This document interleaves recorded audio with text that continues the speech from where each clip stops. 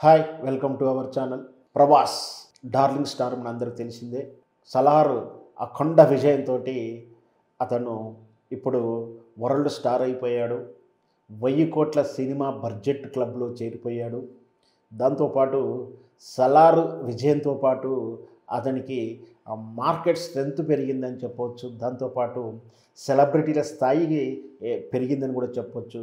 ఇప్పుడు ఇప్పుడు వస్తున్న వార్త ఇప్పుడు వస్తున్న వార్త ఏంటంటే 'సలార్' నటించినటువంటి ప్రభాస్‌కు అయోధ్య రామమందిర ప్రారంభోత్సవ పూజకు రావాల్సిందిగా అంటూ వీఐపీ లిస్టులో అతన్ని ఆహ్వానాన్ని పంపినట్టు కూడా తెలుస్తుంది.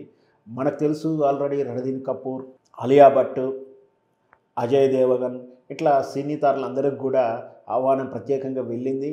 దాంట్లో సౌత్ ఇండియా నుంచి ప్రభాస్‌కు ఆహ్వానం రావడం నిజంగా కూడా సంతోషమే.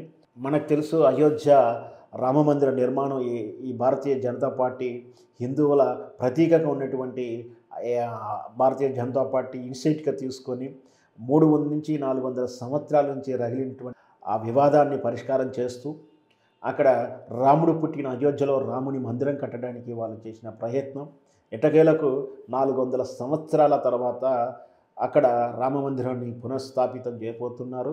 రేపు జనవరి 22వ తారీఖున జరిగేటువంటి ఆ వేడుకకు మన తెలుగువారి నుంచి ఒక సెలబ్రిటీ ఉన్నత స్థానం నుంచి ప్రభాస్ వెళ్ళడం నిజంగా ఆనందదాయకం.